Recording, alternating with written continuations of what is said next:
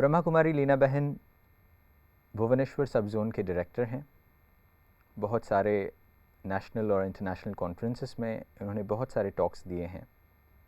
साथ ही में एक कुशल प्रशासिका हैं और जीवन मूल्यों के बारे में सिर्फ एक टीचर ही नहीं मगर एक लीडर बनकर सामने आई हैं।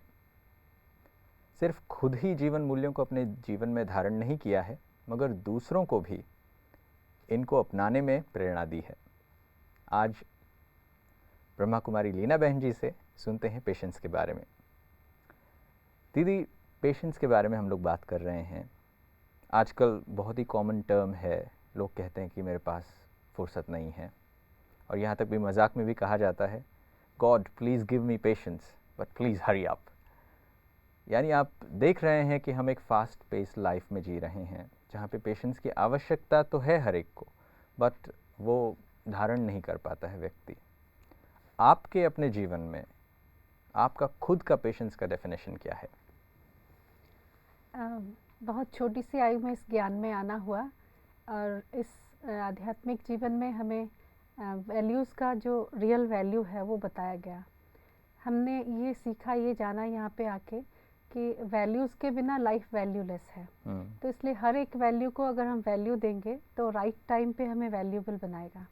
उसमें से जैसे आपने ये कहा, पेशेंस, धीरज, धैर्य। धैर्य एक सबसे बड़ा गुण है। आज का यूथ, आज के लगभग सभी लोग जिस चीज़ को सबसे ज़्यादा लूज़ करते हैं वो धीरज है। लोग कहते हैं कि अगर आप में धैर्यता है, धीरज है, तो पहाड़ जैसी परिस्थितियों को भी आप बहुत आसानी से ओवरटेक कर सकते हैं। धीरज के साथ भी ऐसा ही है।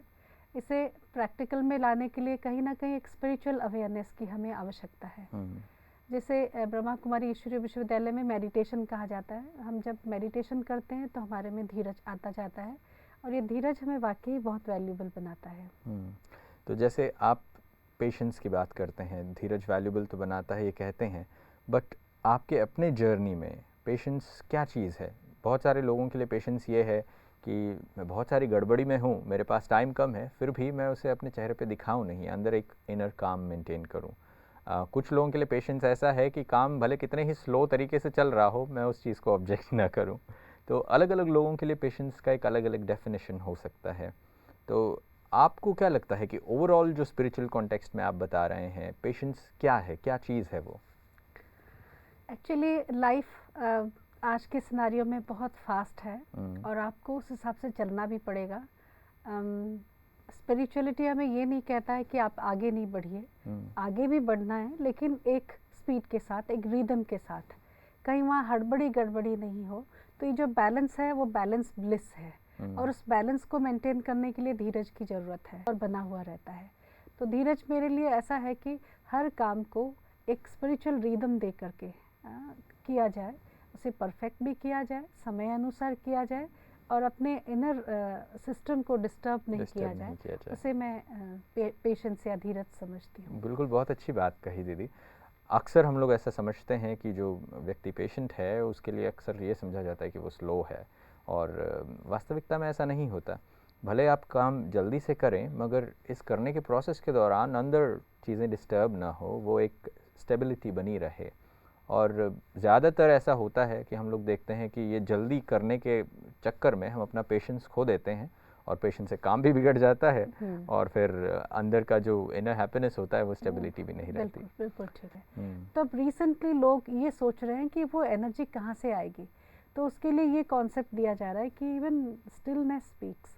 अगर आपको वाकई ही कुछ कहना है दुनिया में, कुछ अपने फुटप्रिंट्स छोड़ के जाने हैं, तो आप स्टेबल रहिए।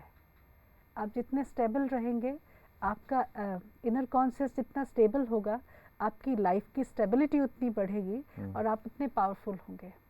और ये भी देखने में आ रहा है कि जो लोग बहुत फास्ट जाते हैं, फास्ट स्पीड के कारण मिस्टेक्स ज़्यादा हो रहे हैं, रिग्रेट्स ज़्यादा हैं, डिप्रेशन बहुत ज़्यादा जल्दी आ रहा है, और उससे लोग सुसाइड करते जा रहे हैं, और कहीं ना कहीं एक हलचल, होच-पोच मचा हुआ है, डिस्टर्बेंस है।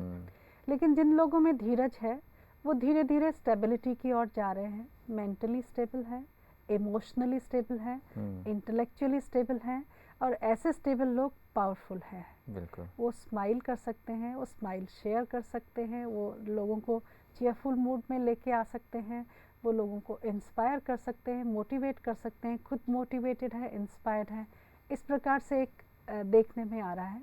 तो लोग आजकल इस चीज़ को एडमायर करना शुरू कर रहे हैं। मैं समझती हूँ ये 2010 के बाद ये सिनेरियो आ रहा है और धीरे धीरे स्प्रेड हो रहा है। बिल्कुल, लोगों में इस चीज़ की चाहत बढ़ने लगी कि अब ये स्टेबिलिटी कैसे ले आया जाए, अब ये स्टिलनेस को कैसे एडमायर किया जाए, साइलेंस क्या है।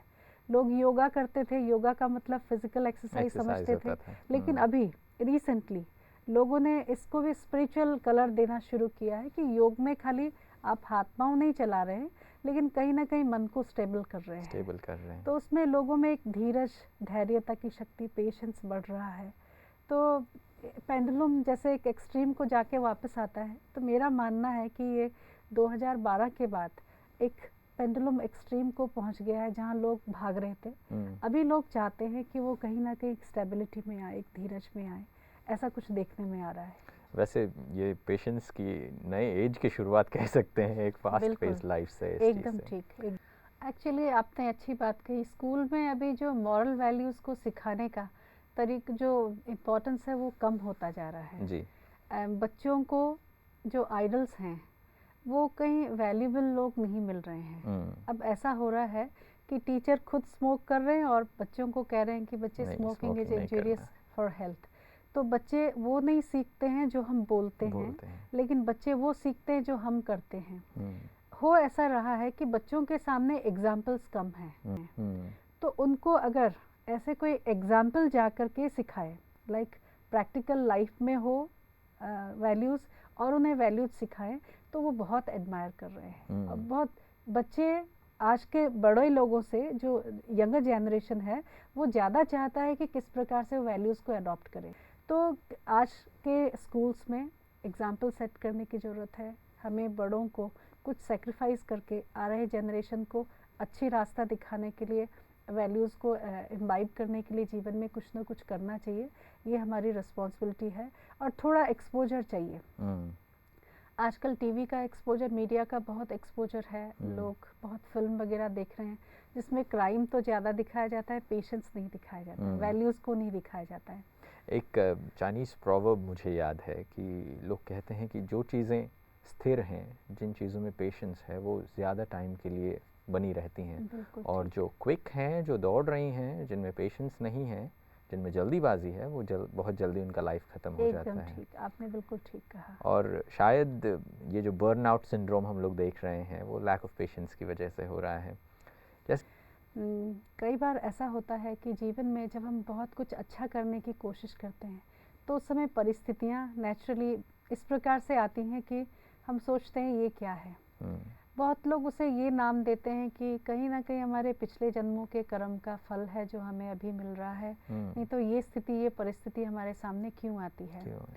लेकिन मैंने उन परिस्थितियों के कारण को कुछ और सोचा, और जिसके कारण मैं देखती हूँ कि परिस्थितियाँ मेरे फेवर में हैं, और at the end of the day मैं कुछ बन के निकल रही हूँ। ये परिस्थितियाँ सैंड पेपर की तरह ही या कैसा भी है, हर कोई परिस्थिति इसलिए नहीं आती है कि वो हमें तोड़ डाले या हमारे पुराने जन्मों का कोई हिसाब किताब है।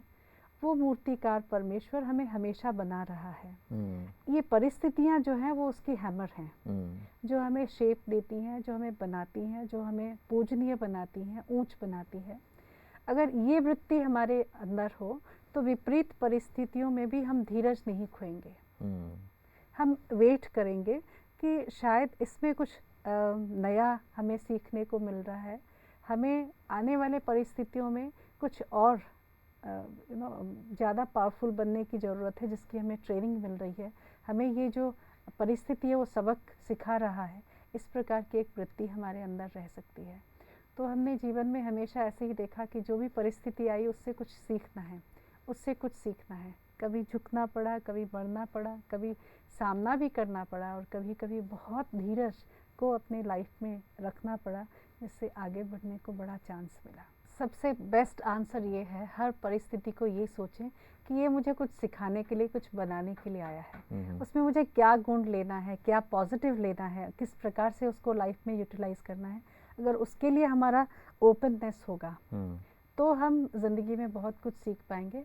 धीरज हमें बहुत आगे ले जाएगा, बहुत ग्रेट, बहुत महान बना सकता है। धैर्यवान व्यक्ति बहुत महान होता है। बहुत बार जब आपने ये कहा कि जब सिचुएशंस ऐसे होते हैं तब हम ये समझें कि ये मुझे कुछ सिखाना चाहती है, मुझे कुछ बेहतर बनाना चाहती है। ऐसे बेहतर बनने के जब मौके आते हैं तब अगर हम लोग हिम्मत हार लेते हैं, तब थोड़ा सा जो हमारा पेशेंस है अगर उसका बांध टूट जाता है तो बहुत बड़ा नुकसान हो जाता है। एक्चुअली आप ये याद रखें, उस समय भी पेशेंस रखें। बहुत बार ऐसा होता है कि वी फॉरगिव अदर्स, दूसरे लोगों को क्षमा करना, उनके साथ धीरज रखना बहुत सहज है। लेकिन हम अपने आप को क्षमा नहीं करते। अरे मैंने वहाँ धीरज खो दिया, ये हो गया, वो गलती हो गई। वहाँ पे भी धीरज रखें, क्योंकि मेरा भी तो ये लर्निंग प्रोसेस है। तो मैंने अगर कहीं ठीक से हैंडल नहीं किया सिचुएशन को, अपने आप को माफ़ करें और अपने आप को तैयार करें कि नेक्स्ट टाइम जब वो सिचुएशन आवे तो मैं उसमें गड़बड़ी नहीं करने वाला हूँ। Even your failure will be a lesson for your self. नहीं तो ऐसा होता है कि हम अक्सर करके जब फेल होते हैं तो अपने आप को फेलियर समझ लेते हैं। नहीं, वो फेलियर जो है मुझे एक ट्रायल दे कि भाई नहीं, ये जो प्रमोटेशन एंड कम्बिनेशन में मैंने काम किया वो ठीक नहीं निकला, वो राइट प्रमोटेशन कम्बिनेशन नहीं है। नेक्स्ट टाइम मैं और धीरज के साथ और अच्छी तरह से कुछ ऐसा करूं जो पास हो जाऊं।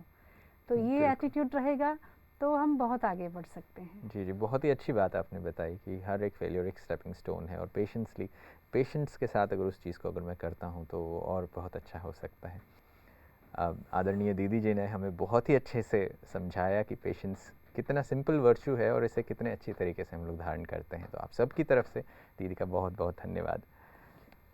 तो आप सब भी पेशेंस के साथ हमारे साथ इतनी देर तक बने रहे, इसके लिए बहुत बहुत धन्यवाद है आपका। और पेशेंस के इस वर्च्यू के साथ ऐसे ही एक्सपेरिमेंट करते रहिए। जीवन की यात्रा में बहुत सारी चीज़ें आपके लिए भी खूबसूरती के साथ बाहर निकलेंगी और आप भी एक बहुत अच्छी मूर्ति के रूप में बाहर निकल सकते हैं। तो आज के लिए बस इतना ही। धन्यवाद। तू दीप से दीप जलाता चल, तू सबको गले लगाता चल।